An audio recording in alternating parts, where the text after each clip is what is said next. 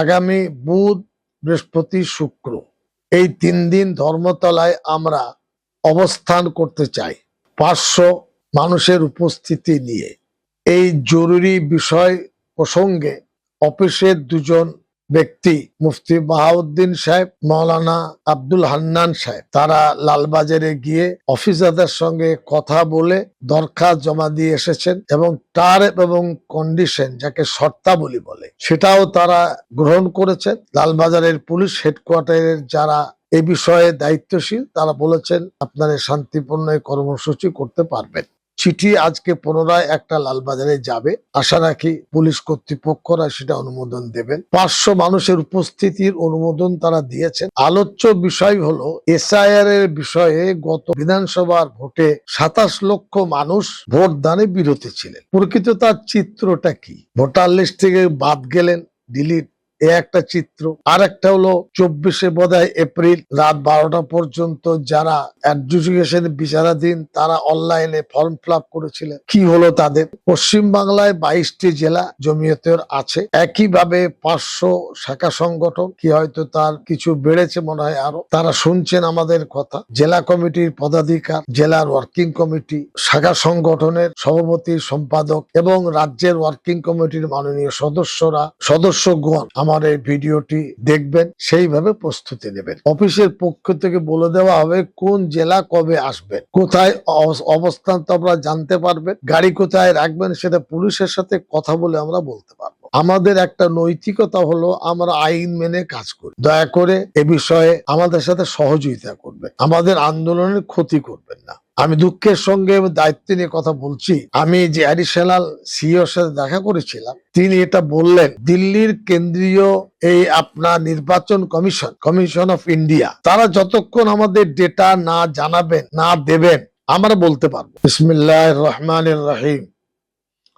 জমিয়ত উলামা ভবনে আমার অফিস থেকে আপনাদের জন্য এই ভিডিওটি আমি প্রকাশ করছি। বিশেষ বিষয় হলো গতকাল অনুষ্ঠিত রাজ্যের ওয়ার্কিং কমিটি স্থির করেছিল, সিদ্ধান্ত নিয়েছিল যে 26, 27, 28 আগস্ট আগামী বুধ, বৃহস্পতি, শুক্র এই 3 দিন ধর্মতলায় আমরা অবস্থান করতে চাই 500 মানুষের উপস্থিতি নিয়ে। এই জরুরি বিষয় প্রসঙ্গে অফিসের 2জন ব্যক্তি, মুফতি বাহাউদ্দিন সাহেব, মাওলানা আব্দুল হান্নান সাহেব, তারা লালবাজারে গিয়ে অফিসারদের সঙ্গে কথা বলে দরখাস্ত জমা দিয়ে এসেছেন এবং টার্ম এবং কন্ডিশন, যাকে শর্তাবলী বলে, সেটাও তারা গ্রহণ করেছেন। লালবাজারের পুলিশ হেডকোয়ার্টারের যারা এ বিষয়ে দায়িত্বশীল, তারা বলেছেন আপনারা শান্তিপূর্ণ কর্মসূচি করতে পারবেন। আমাদের বক্তব্য হলো যে সাধারণত মেট্রো চ্যানেল, মেট্রো রেল স্টেশনের কাছাকাছি কোনো একটা জায়গা যার মুখ থাকবে মানে মেট্রো চ্যানেলের দিকে, অথবা রানী রাসমণি দক্ষিণ দিকে, উত্তর দিকে আমরা অবস্থান করব না, কারণ ওখানে কোনো গণ অবস্থান হয় না। চিঠি আজকে পুনরায় একটা লালবাজারে যাবে, আশা রাখি পুলিশ কর্তৃপক্ষরা সেটা অনুমোদন দেবেন। 500 মানুষের উপস্থিতির অনুমোদন তারা দিয়েছেন। পশ্চিম বাংলায় 22টি জেলা জমিয়তের আছে, একইভাবে 500 শাখা সংগঠন, কি হয়তো তার কিছু বেড়েছে মনে হয় আরো, তারা শুনছেন আমাদের কথা। জেলা কমিটির পদাধিকার, জেলার ওয়ার্কিং কমিটি, শাখা সংগঠনের সভাপতি, সম্পাদক এবং রাজ্যের ওয়ার্কিং কমিটির মাননীয় সদস্যগণ আমার এই ভিডিওটি দেখবেন, সেইভাবে প্রস্তুতি নেবেন। অফিসের পক্ষ থেকে বলে দেওয়া হবে কোন জেলা কবে আসবেন, কোথায় অবস্থান তো আপনারা জানতে পারবেন, গাড়ি কোথায় রাখবেন সেটা পুলিশের সাথে কথা বলে আমরা বলতে পারবো। আমাদের একটা নৈতিকতা হলো আমরা আইন মেনে কাজ করি। দয়া করে এ বিষয়ে আমাদের সাথে সহযোগিতা করবেন, আমাদের আন্দোলনের ক্ষতি করবেন না।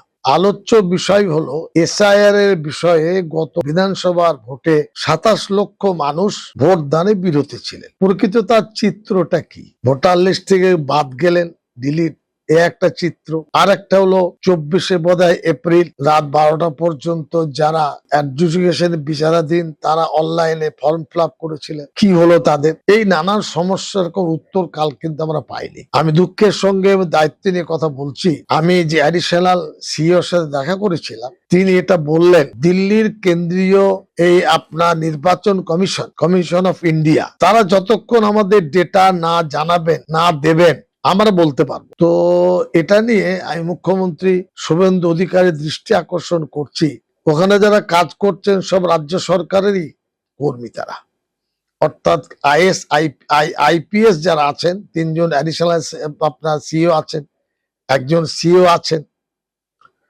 তাদেরকে দায়িত্ব নেই ডেটা কালেকশন করা, তারা কি উত্তর দেবেন না? এই মানুষগুলি তারা যাবেন কোথায়? তাদের ভবিষ্যৎ কি? আমরা ধর্মের কথা বলিনি, বর্ণের কথা বলিনি, লিঙ্গের কথা বলিনি। অনেকে ঘুমিয়ে আছেন, ঠিক আছে, সেটা আপনাদের রুচি, আপনাদের ইচ্ছা। আসামের ভয়াবহ অবস্থার দিকে তাকাবে, এই নিরুত্তাপ এবং নিরুত্তর হওয়ার কারণে বড় বড় মুসিবত সেখানে এসে গেছে। ডিটেনশন ক্যাম্পে অনেকে আছেন, অনেকে টানাটানির শিকার হয়েছেন। আমি জানি পশ্চিমবঙ্গে হয়তো হবে না, কিন্তু এদের যদি প্রকৃতপক্ষে ভোটার লিস্টে নাম না আসে, জিজ্ঞাসার জন্য থেকে যায়, আর পুত্র সন্তান মেয়ে বাচ্চারা যদি থাকে, আব্বা যদি মারা যান, তাহলে ওই ছেলে মেয়েরা লিঙ্ক পাবে না। এটা কি কেউ অনুধাবন করেছেন? এই দায়িত্ব আমাদের নয়, সকলের। আমরা চেষ্টা করছি। কালকে এক রিপোর্টার বললেন, সাহেব কে কে আসবেন? আমাদের বক্তব্য, আমরা মসজিদে নামাজ পড়ি, জামাতে পড়ার চেষ্টা করি। আজান হয়ে গেছে ধরুন জোহরের, মাইকে যতটুকু আওয়াজ যাবে যাবে। যারা নামাজ পড়েন তারা অজু করে সব মসজিদে এসে জামাতে শরিক হয়ে যাবেন। কেউ যদি ঘরে বসে অফিসে বসে ভাবেন আজান হয়েছে, হতে দাও, আমি পরে পড়ে নেব বা একটু দেরি করে পড়বো, এটাও ঠিক তাই। আমরা আহ্বান জানিয়েছি, এসআইআর যারা ভুক্তভোগী আছেন, সমস্যার সম্মুখীন হয়েছেন, তাদের সমাধানের ডাক আমরা দিয়েছি। এটা তো ছেলে মেয়ের বিয়ে নয় যে বাড়ি বাড়ি গিয়ে দাওয়াত দিতে হবে। আমরা চেষ্টা করব যারা দায়িত্বে আছেন বিভিন্ন জায়গায় তাদের আমন্ত্রণ জানাতে। বাংলার মানুষকে বলবো এটা হালকা ভাবে নেবেন না, এটা কিন্তু একটা চ্যালেঞ্জ, আত্মরক্ষার চ্যালেঞ্জ। ভারতবর্ষের ভোটার তালিকায় নাম আপনার আপনার আসতে হবে, যুক্ত হতে হবে, এটা তার চ্যালেঞ্জ, সাংবিধানিক চ্যালেঞ্জ। এই চ্যালেঞ্জটা গড়িমসি করে উড়িয়ে দিলেন, হাসলেন, না না না না। আপনার বাড়িতে খোঁজ নেন, পাড়ায় খোঁজ নেন, মন্দির তলায় খোঁজ নেন, মসজিদ তলায় খোঁজ নেন, ওই ধরুন গরিব মানুষ যেখানে বসবাস করেন সেখানে খোঁজ নেন, কেউ খোঁজ নিচ্ছে না। আপনাদের দরখাস্ত করব, দয়া করে এগুলো ভাববেন এবং শান্তিপূর্ণভাবে এই গণ অবস্থানে আসার চেষ্টা করবেন। মহিলারা আসবেন, তাদের জন্য আমরা বলবো কোন দিন তারা আসবেন, আমার কাছে খবর আসছে আমরাও যাব। তাদের জন্য আলাদা ব্যবস্থা করতে হবে এবং সেই ব্যবস্থার ভিত্তিতে আমাদের দায়িত্ব নিতে হবে। যারা আসবেন তাদের অনুরোধ করব শান্তিপূর্ণভাবে আসবেন, কোন জেলা কবে আসবেন এবং কতজন আসবেন এটা বলে দেওয়া হবে। হয়তো 500 বেশি কেউ আসেনি, সেটা তো আমাদের অঙ্ক নয়। মানুষ ছটফট করছে এসআইআর এর ব্যাপারে, বিচার পাচ্ছে না। বিচারপতিরা প্রত্যেক দিন কতগুলো করে ফাইল রিলিজ করছেন। 19 জন বিচারপতি আছেন কালকে শুনলাম জোকাতে, ট্রাইব্যুনালে।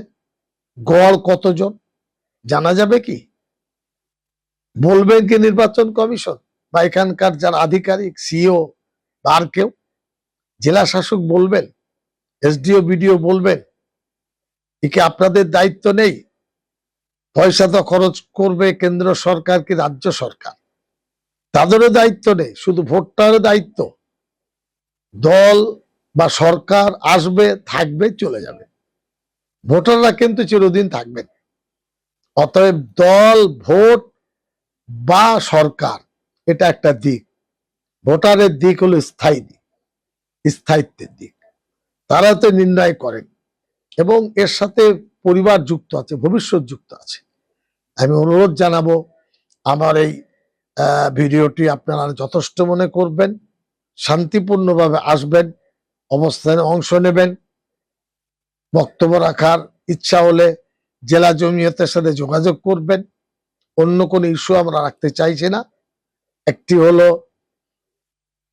বিশেষভাবে এসআইআর নিয়ে যে সমস্যা তৈরি হয়েছে, আমরা তার সমাধানের সূত্র চাইছি, সমাধানটা করতে চাইছি। আর এটা আমাদের উপার্জনের কোনো পথ নয় বা মিসগাইড আমরা করি না। আমরা অনেক কষ্ট করে এই প্রতিষ্ঠান পরিচালনা করছি। আরেকটি বিষয় হলো জনগণনা, সেন্সাস 2027, বাড়ি বাড়ি গণনা আমরা 4 মাস সময় বাড়াতে বলেছি। পেয়েছেন তারা চিঠি? আসেনি। সারা রাজ্যে কোথাও হয়নি ভারতবর্ষে, রাজ্যে নেই ভারতবর্ষে 28টি রাজ্য। বাংলার এমন একটি ভাগ্য, এই ইলেকশন 4 মাস হলো আবার চাপিয়ে দেওয়া হচ্ছে, লোক গণনা এখান থেকে শুরু হয়ে যাবে। আর কোন রাজ্য ছিল না সেখানে করা যেত না? ইউপিতে করা যেত না? গুজরাটে করা যেত না? অন্ধ্রপ্রদেশে করা যেত না? রাজস্থানে করা যেত না? পশ্চিম বাংলায় হতে হবে। যারা ভাবছেন চুপচাপ থাকবো, চুপচাপের সময় নাই, বন্ধু, কার কত সংখ্যা, কিভাবে সংখ্যায় বাদ দেওয়া হয়, এগুলো আমি আর বলবো না, ভবিষ্যৎ বলবে। সুযোগ এসেছে, বাড়ি গণনার সময় বাড়ান। সেন্সাস অফিসকে আমি বলছি আপনাদের, তাহলে ওখানে আমরা ধর্ণা দেওয়ার চেষ্টা করব। কত বাড়ি রেগুলার, যেমন ওই রিডিং হয়, ওই এতে কারেন্ট পড়ে, আপনার রেগুলার রিডিং বের করে বলুন মিডিয়াতে। এখনো পর্যন্ত কোনো প্রেস করে, বড় বড় প্রেস বা ছোট ছোট মিডিয়ায় বললেন না। কত পয়সা খরচ হয়? বলছেন প্রত্যেক বড় বড় জায়গায় সব বোর্ড দেওয়া আছে। কোথায়? কলকাতা শহরে সেন্সাসের কটা ব্যানার পাবেন? বহরমপুরে কটা পাবেন? বর্ধমানে কটা পাবেন? হুগলিতে কটা পাবেন? আরামবাগে কটা পাবেন? বাঁকুড়ায় কটা পাবেন? আমরা কি দেশের নাগরিক নই? বাংলার মানুষকে দেশের বাইরে? চুপচাপ একদম, হ্যাঁ, মনে হচ্ছে মিষ্টি খেয়ে মুখটা একদম চুপচাপ সেলোটোপ দিয়ে এঁটে দিয়েছেন। জনগণ সজাগ, এটা আমাদের ইস্যু। এই দুটো ইস্যু নিয়ে আমরা আলোচনা করব, অন্য কোনো ইস্যু নয়। সমাজকে সচেতন করা। জমিয়তুল উলামাহীন দায়িত্বশীল সংগঠন, বন্যায় ভেসে আসেনি, 108 বছরের সংগঠন। এই দায়িত্ব আমরা পালন করব, নীতি দিয়ে পালন করব, শান্তিপূর্ণভাবে পালন করব, জনগণকে পরিষেবা দেব, মানুষের কাছে আমাদের প্রস্তাব রাখবো। এই চেতনামূলক কাজে আপনারা দোয়া দিন, আশীর্বাদ দিন, ভালোবাসা দিন। শান্তিপূর্ণ গণ অবস্থানে আসতে চাইলে আসবেন। সবাই ভালো থাকুন, সুস্থ থাকুন। খোদা হাফিজ।